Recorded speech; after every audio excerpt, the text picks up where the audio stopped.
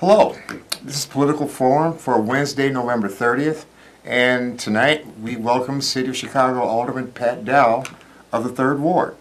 Thank you for being our guest tonight. Thank you, Levi. It's good to be here. It's been a while since I've been on Political Forum, so I'm looking forward to it. Oh, we have brand new digs too. I love it. I love it. I'm Levi Moore. I'm a board member here at CAN TV, and you're watching a live interactive program broadcast to you as a community service by CAN TV. Be sure to tell your friends that you can also watch the show online. Just go to cantv.org/hotline. Now, we welcome your questions and comments for Alderman Dowell by calling us at 312-738-1060. During the next 25 minutes, we'll try to get as many of your calls on the air as possible. Now, here is just some general information about the ward and contact information for Alderman Dowell. We'll show that throughout the show, just in case there's a big rush to get to it. Also, just to also show you what her website is, what website looks at, so you can contact the alderman there too. Okay, well, just maybe a little background again. Alderman Dowell was first elected in 2007, but you kind of knew government. You worked for 3 mayors. Oh yeah, I started my career in government in 1981 under Jane Byrne. Oh. I worked in the planning department as a city planner 1. When Mayor Washington came into office, I had an opportunity to do some really great work in the Department of Planning under Liz Hollander. Then I went and worked in Harold Washington's office. When he was taken away from us, I worked under Mayor Sawyer. And when Mayor Daley came in, I became the Deputy Commissioner of the Planning Department. I worked under Valerie Jarrett and rolled out of city government in 1994 and worked for several not-for-profits, including Public Allies, Near West Side Community Development Corporation, and the Mid-South Planning and Development Commission, which was headquartered in Bronzeville and focused on historic preservation. Yeah, that background has really helped you out because just look at your accomplishments. It seems like you're constantly attracting business. You're building things.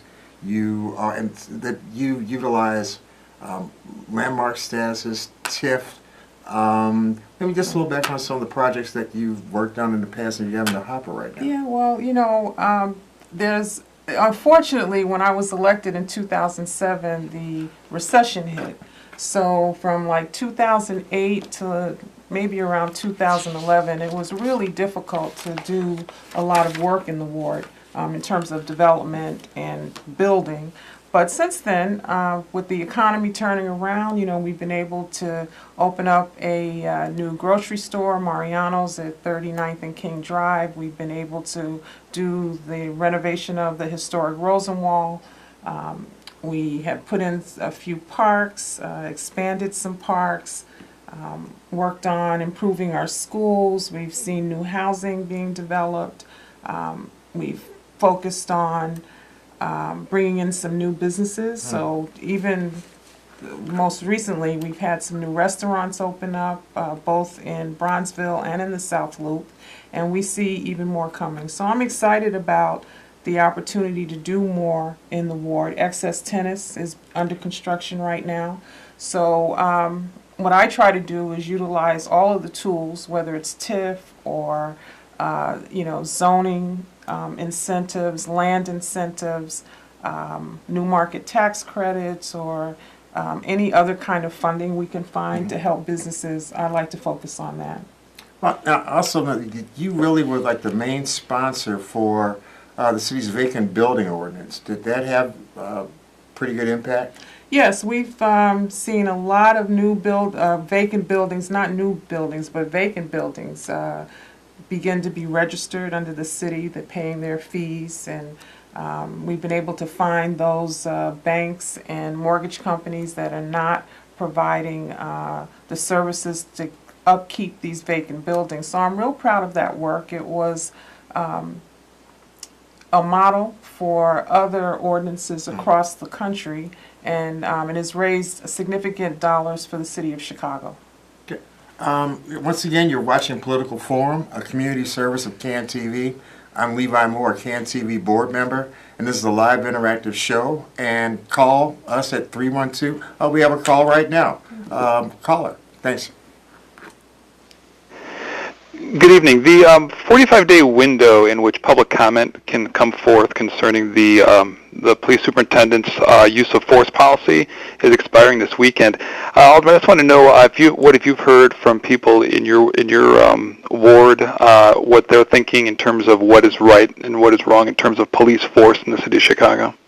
Well, I haven't received a lot of specific comments around what people think should be included in the police excessive force or police force policy. I think that when the superintendent makes those policies public, I believe that we will then have people react and respond to that. What I am hearing from my constituents is the suggestions on how the FOP, or the Fraternal Order of Police contract, should be modified to create a more even playing field between constituents, citizens, and the police. Okay. Well, thank you. Thank you for that call. Once again, just going to show you Alderman Dowell's contact information, and you can call us at 312-738-1060. You guys kind of had a pretty big vote today regarding the TIF. Yes, we took a vote today, which was a unanimous vote, on the passage of a $622 million TIF and the creation of a new TIF district on the north side to basically fund the red and purple line modernization of the CTA elevated track, which is over 100 years old. A lot of the work on the south side, the red line, has already been done, and so this was a way to address some of the slow zones, bad infrastructure, the old viaducts, through the passage of this TIF. Our portion is basically a local match, or part of a local match, in order to receive over $1.1 billion from the federal government Department of Transportation in order to renovate our line. The red line is the most heavily used line in the city of Chicago, one that we have to preserve and modernize. And so this was our attempt to identify money to support that effort, since we're not getting very much money from the state of Illinois, actually no money from the state of Illinois for transit purposes, and very little money from the federal government. This is an opportunity to get federal money while President Obama is in office. So we had to take the vote today. Yeah. And in fact, as we were taking the vote, right after we took the vote, the mayor signed the ordinance so that we could get our paperwork to the Department of Transportation in Washington right away. Now there's another story that's kind of big that came out today about that there appears that through an investigation have found out that really less than half of the restaurants in Chicago are being inspected, and even the lower part, especially with your district, with it's a burgeoning or developing a tourism, entertainment district. So no, you've got, yeah, I think like, that Renaissance was Bronzeville just opening up there. I mean, I think the report from the the Inspector General was a little disturbing. I mean, he identified that 44% of the city's restaurants are being investigated, and that we actually need about 56 new inspectors. But I do know that the Department of Business Affairs and the Department of Health, when you call them about inspections of restaurants, they are effective in getting out and addressing those problem restaurants.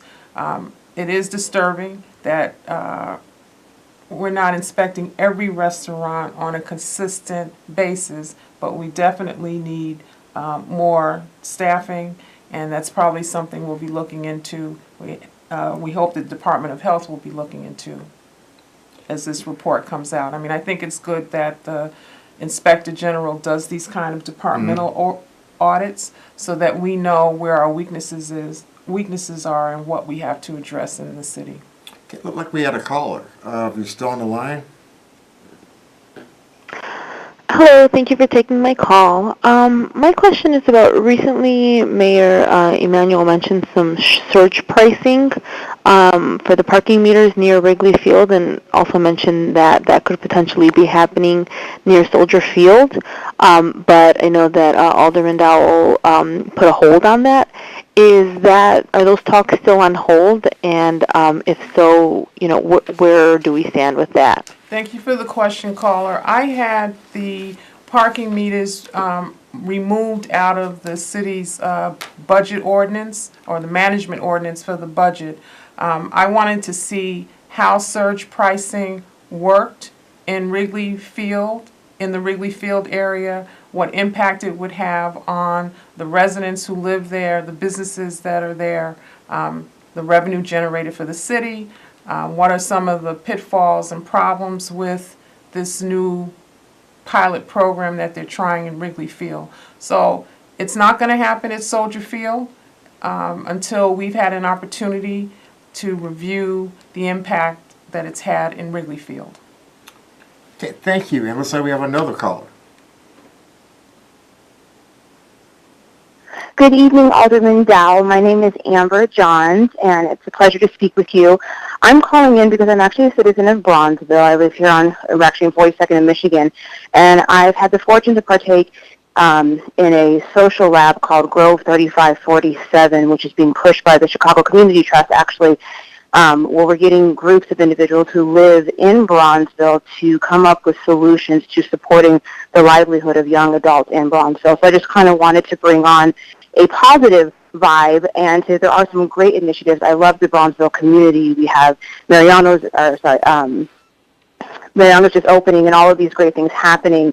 And I also wanted to extend an invitation to you.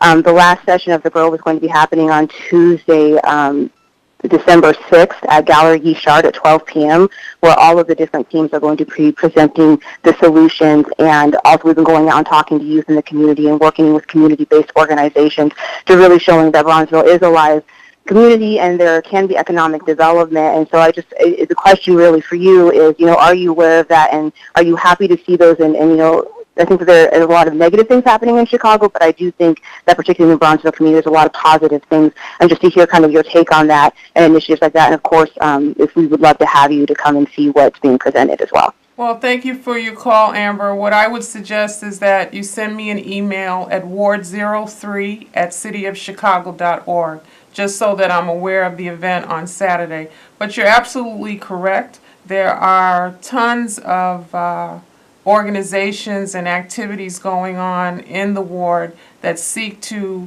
work with young people. And I'm glad to hear about this one. There's also a lot of good activity happening at our parks and in our park districts and in our schools. And so if you send me an email, if I'm free on Saturday, I'll stop by Gallery Guichard, which was one of the art galleries in our community for people who are not aware on 47th Street. Okay, and thank you for that call. I believe we have another caller. Hi, caller. Hi, Alderman. Thank you for taking my phone call.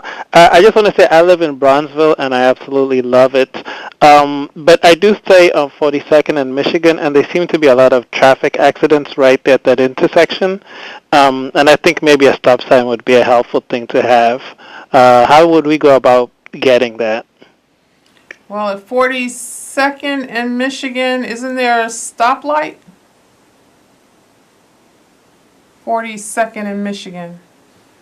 I would have to take a look at that. I would have to have the Department of Transportation do an assessment there. I'd also have to assess the crash data that is provided by the Department of Police. I'm not aware of a lot of crashes at that location, We seem to have a lot of crashes at 44th and Indiana. Crash data proves that out. But I'll take a look at 42nd and Michigan. Thank you.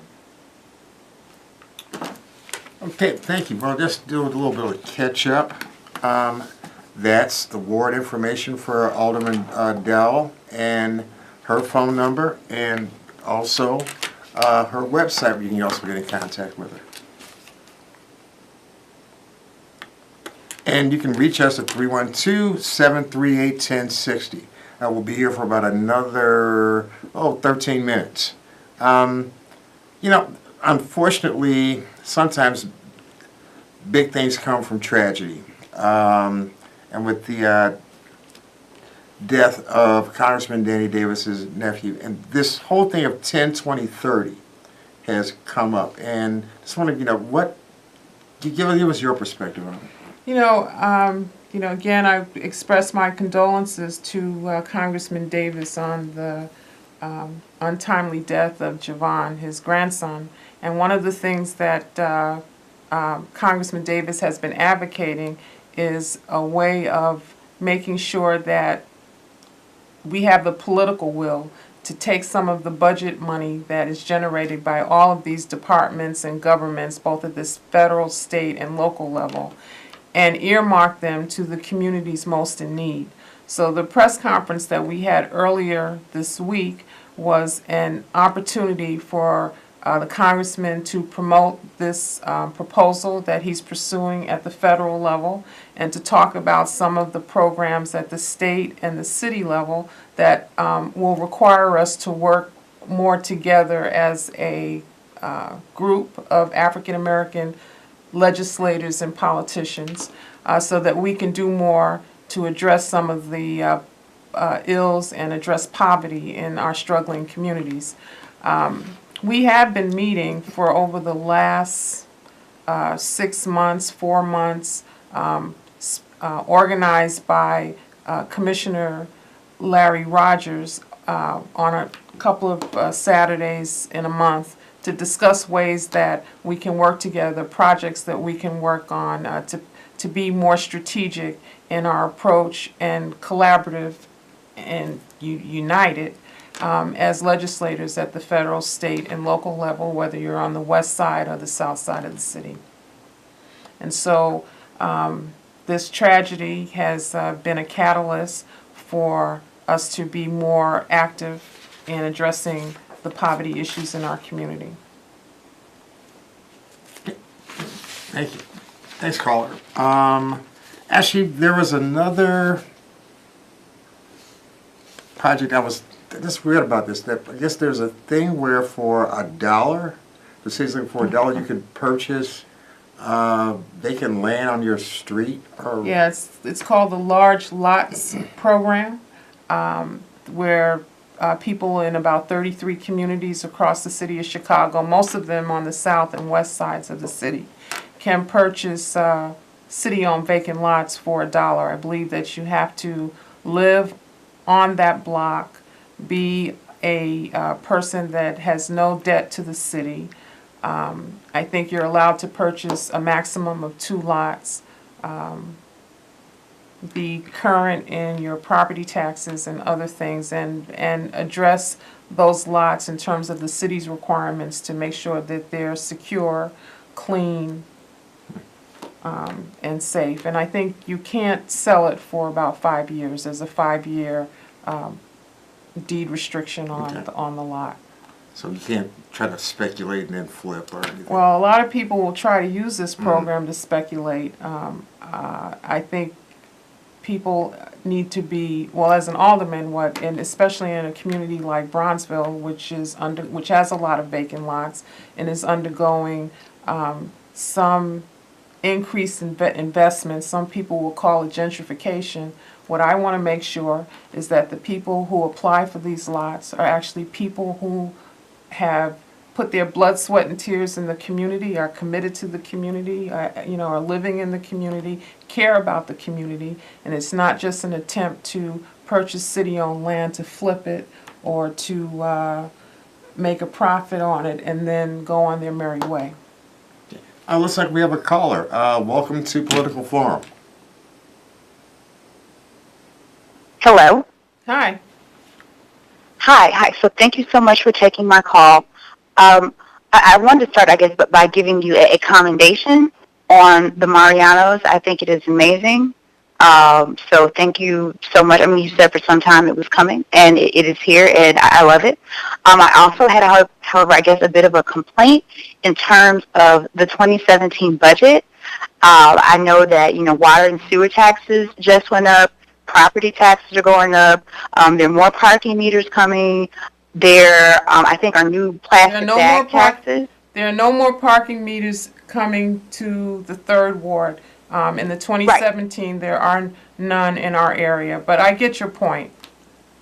And I guess, and frankly, I wouldn't mind all the taxation if it seemed like there was ever enough money for school or roads or mental health clinics to reopen in the city.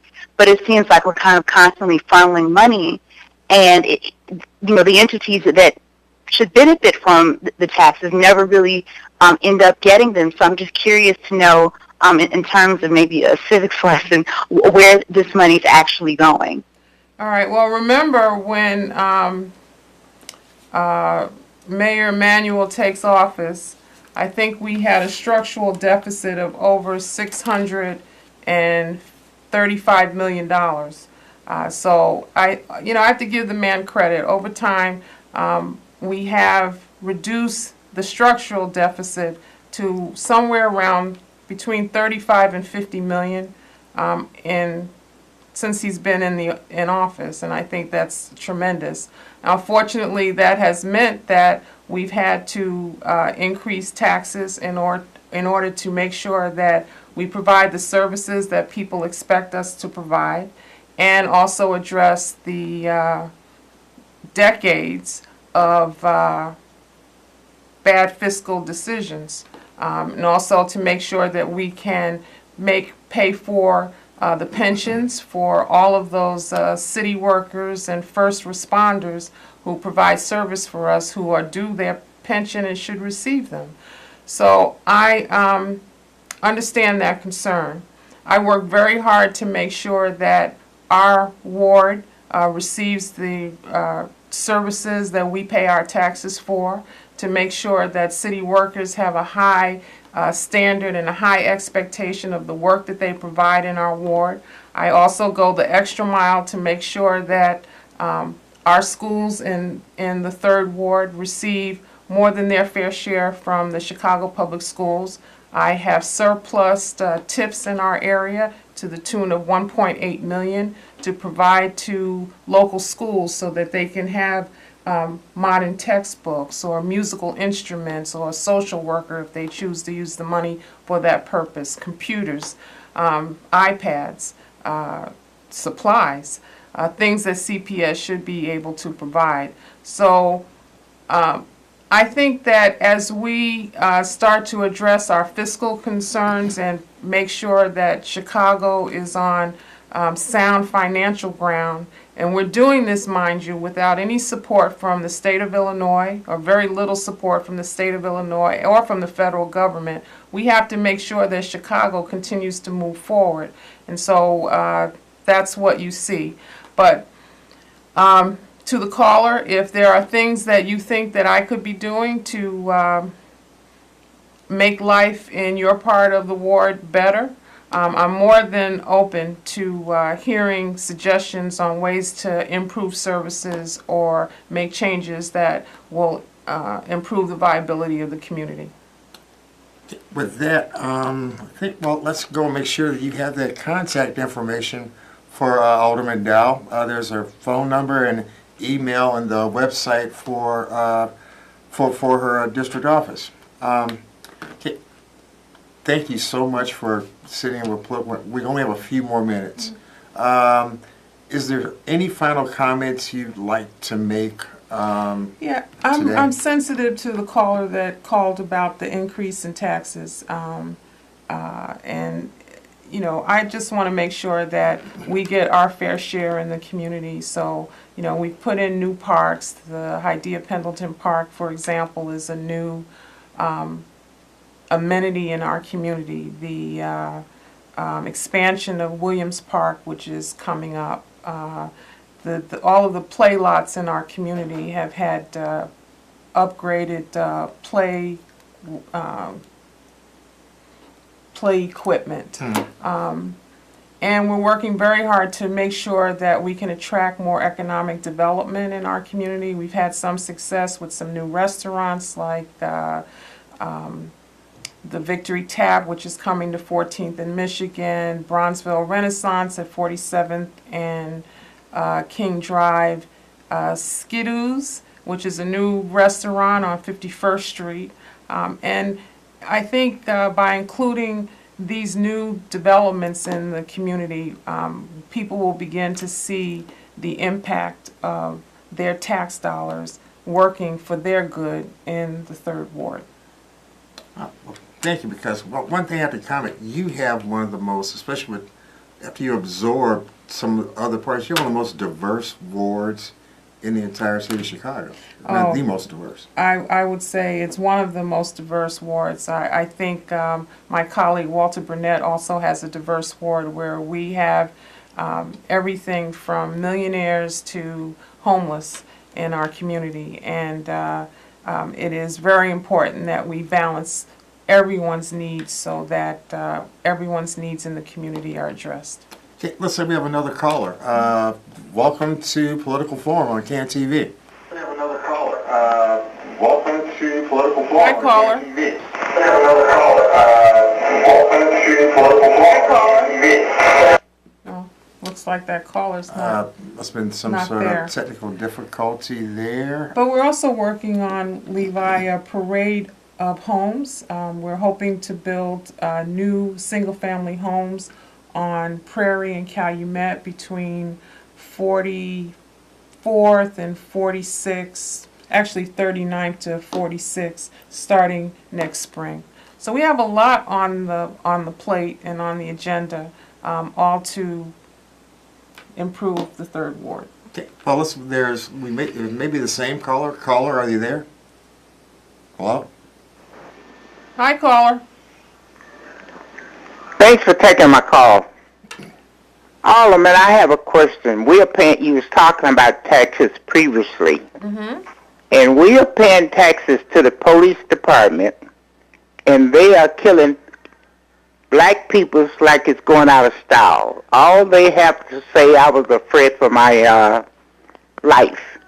Now, there's a contractual issue there now. That when that comes up, that should be reviewed by somebody. I don't know who reviews it, but it should be. It should be not just reviewed by the law department and city council. I think that FOP contract needs to be presented to the broader community to get feedback on that.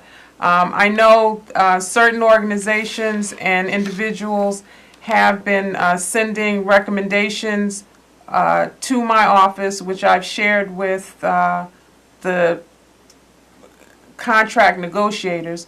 But this should not be done in a back room in the dark. And my commitment as alderman is to make sure that that FOP contract is presented at least to my constituents for feedback. Thank you. I agree with you. Okay, well, we're coming to the end of the show. Alderman Dowell, once again, thank you for appearing on Political Forum. And thank you, viewers, for calling in tonight. Our telephone technician has been Sylvia. And Political Forum is brought to you as a community service by CAN-TV. And please join us every Wednesday night at 7 p.m. on CAN-TV 21R. And don't forget, you can also check us out at cantv.org/hotline. And good night. Good night.